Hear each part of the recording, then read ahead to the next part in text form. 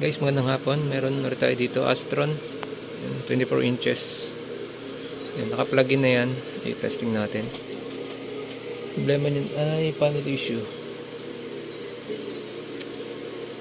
Yan. Ganyan siya. Hindi buo yung picture. Medyo curve. Tapos una violet. Medyo parang violet siya. Tapos magkukulay blue. Papansin nyo may guhit siya dito sa gilid. Tapos may tama siya dito. Ayan.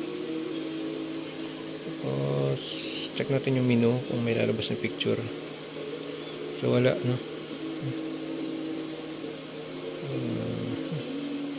So, yung ganito, susubukan natin kung magagawa natin o hindi.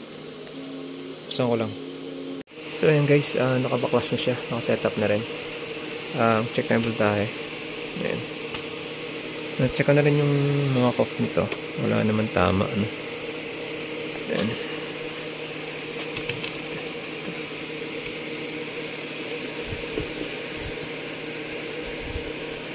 Check natin yung supply 5 volts. Ayan. Check natin si VGH 21, VGH 1, VGH 2 yung nakalagay dito 24. VGH 1 pala, tsaka VGH C1. Ito yung VGH 1 24, VGH C1 21. Tapos si Vcom nya meron siyang 5. Check pa natin si 3.3. Saan na yun? Ito 3.2. Tapos check natin si saan yan?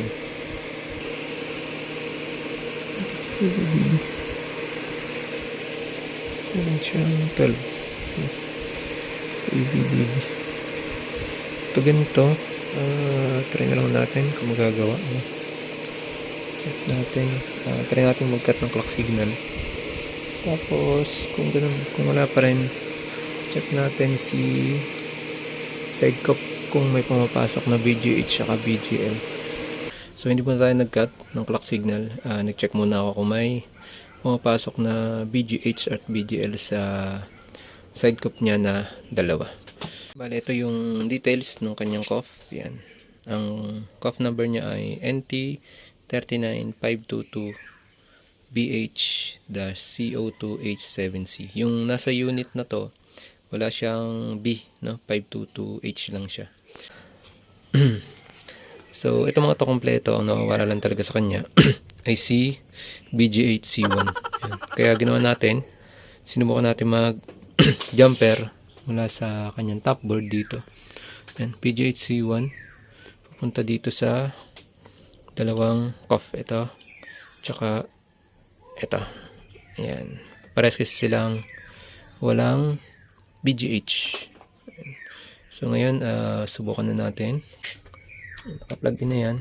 I-check muna natin yung VGH kung hindi magda-drop. Pag nag-drop, paktay ka diya.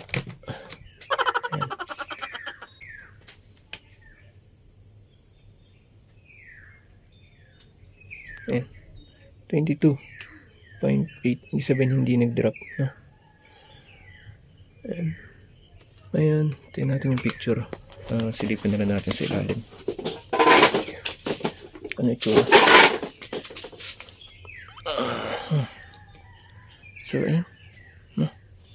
May no-signal na siya na naka-display.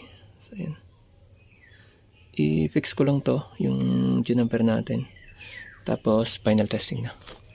And guys, ito na. Na buo ko na siya. I-final test na natin. Plug-in ko na. Ayan, may indicator. Just power on.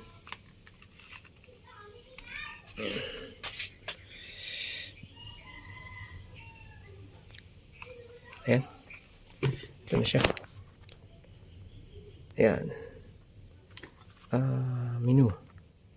Ayan. Kaso may tama na rin talaga yung panel niya, no? Tapos yung sunog dun sa gilid, hindi na rin nawala. Ito to. Ayan. Yung kanina. Pati yung guhit niya. Siguro kaya siya nawala yung BGH na putol. Dahil dito sa tama na to. Hindi na siya mawala. So at least kahit pa paano magagamit pa. Yan. So yun lang. Sana may napulot kayo. Tapos yun, sa mga gantong problema na sa panel na, yan, mas maganda talaga dito ay palit panel. So yung ginagawa natin ay nire-remedyohan na lang natin para lang magamit pa yung unit. Kung gaano siya katagal, kung magtatagal pa ba yung unit, hindi natin alam, no? And depende na lang yan sa tama nung panel. So yun lang. Salamat.